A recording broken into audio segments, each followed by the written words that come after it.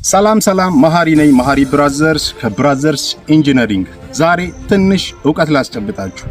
ሪዘርቫየር ይሄን እንደምትመለከቱት መጀመሪያ ይሄ ከመሰራቱ በፊት ከ3 ኪሎ ሜትር ውሃ አምጥተን እናስቀምጣለን ይሄ አሁን ለምሳሌ ይሄ ውሃ የመጣው ታች ከምትመለከቱት ተራራማ አካባቢ ነው 5 ኪሎ ሜትር ላይ የመጣው ማለት ነው ከዛ የመጣውን ወደዚህኛው ሪዘርቫየር ካስገባን በኋላ ዲዝል ፓምፕ ሊሆን ይችላል ኤሌክትሪክ ፓምፕ ሊሆን ይችላል እሱን ተጠቅመን ወደ አውቶማቲክ ወደ ሜል ላይን ነው የምናስገባው ማለት ከዛ ሜል ላይን የገባው ማለትም ወደ ዋናው መስመር የገባውን በሰሜሎች አርገን ፍሎር ባይ ፍሎር ለተከታታይ ሳይቶች እንዲደርስ የተለያየ ሰሜሎች ይቆፈርና ማለት እርሻውን የሚያካፍሉት መስመሮች ከተቆፈሩ በኋላ እሱ ውስጥ ቱቦ ተደርጎ የምትመለከቷቸውን ለታች ያሳያቸው አውቶማቲክ ቫልቮች ነጫጮቹ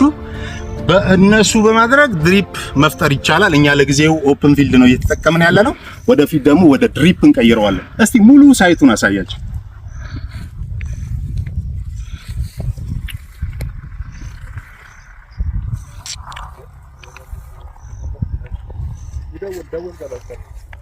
ስለምትከታተሉ ስለምትሰሙን እጅግ አድርገን እናመሰግናለን ቴንክ ዩ